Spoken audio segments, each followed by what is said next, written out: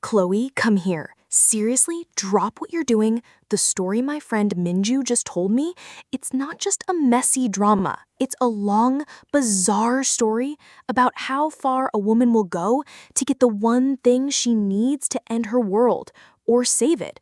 Proof. The main character is a woman in her early 30s. Let's call her Min-ah Choi. She had what looked like the perfect life, a loving husband, an adorable elementary school-aged son. On the surface, it was a solid, happy family. She thought her life was a fortress, never imagining a tiny crack could bring the whole thing down. The crack started small. For a few months, her husband started coming home late. At first, she thought, he's working hard for us. But then she smelled a strange woman's perfume on his shirt. Then she found a receipt from a fancy restaurant in his car after a weekend he supposedly went hiking with friends.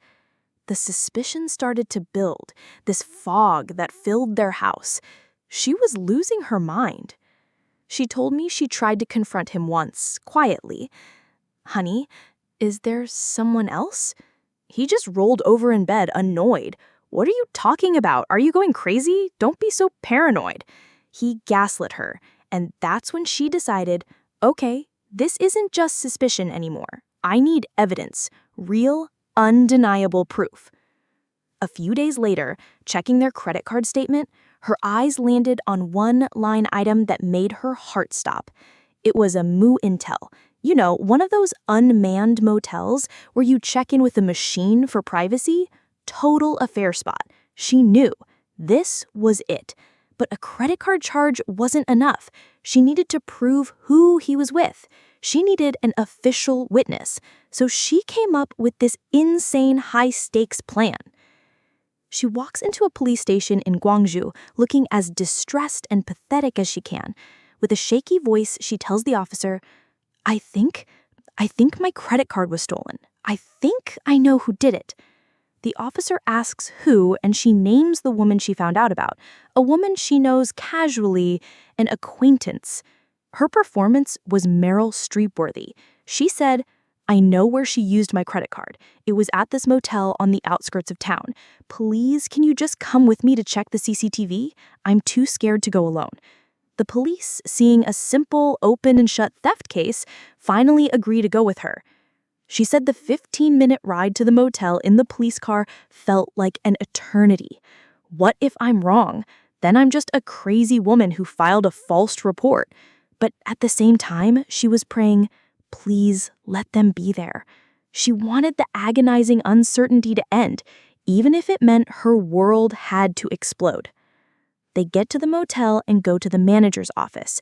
The officer asks to see the security footage from a few days ago.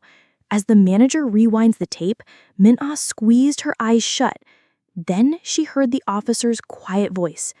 "Ma'am, is this the woman you filed the report against?" She slowly opened her eyes.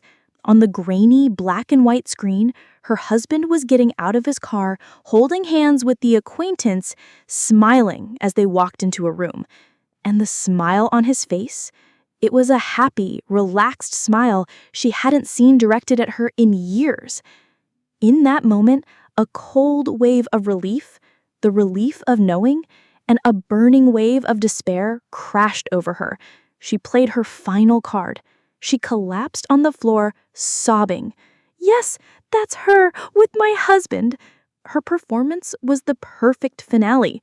The police were convinced she was the victim, and the CCTV footage became the official, undeniable proof of the affair she needed. But the story doesn't end there. A few days later, the police called her back in.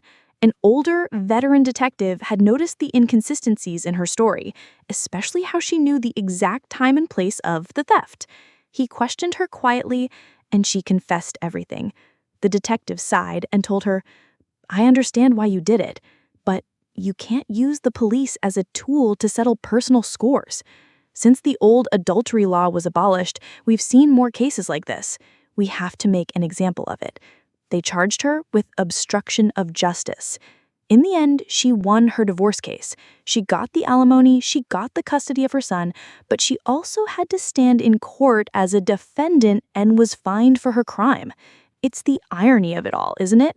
In her desperate search for the truth, she had to become a criminal herself to get it.